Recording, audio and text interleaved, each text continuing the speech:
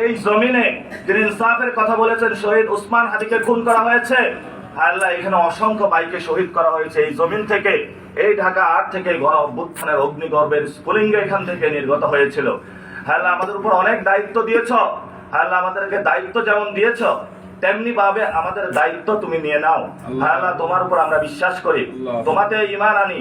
আমরা জানি তুমি আমাদের রিজিক দাতা, তুমি আমাদের পালন কর্তা, তুমি আমাদের বিচারের মালিক।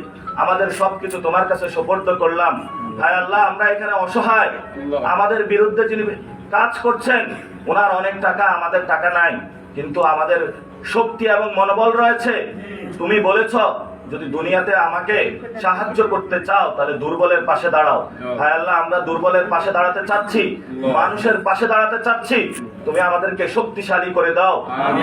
মুসার একটি লাঠি যেমন ফেরাউনের সেই তখ্তে তাগুতকে ধ্বংস করে দিয়েছিল, আমরা এখানে মনে করি এই যে আমরা এখানে যারা একসাথ হয়েছি, যে কোনো এক ভাইকে যদি তুমি কবুল করে নেয় তার উসিলায় ঢাকা ৮ আসনে আমাদেরকে চাঁদাবাজ থেকে মুক্ত করে দাও।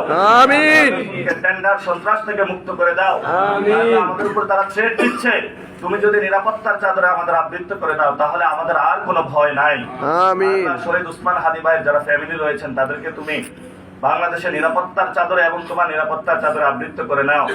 আল্লাহ, ওনার মাসুম বাচ্চা যিনি তার বাবাকে এখন দেখতে পারে না, আল্লাহ উসমান হাদির যে মাসুম সন্তান, তার ওয়াইফ, তার মা যে সন্তানকে ঘুরে ফিরে ঘুমের মধ্যে আমার হাদি কই, আমার হাদি কই ঘুরে ফিরে বেড়ায়, আল্লাহ তুমি তাদেরকে ধৈর্য ধারণ করার শক্তি দাও।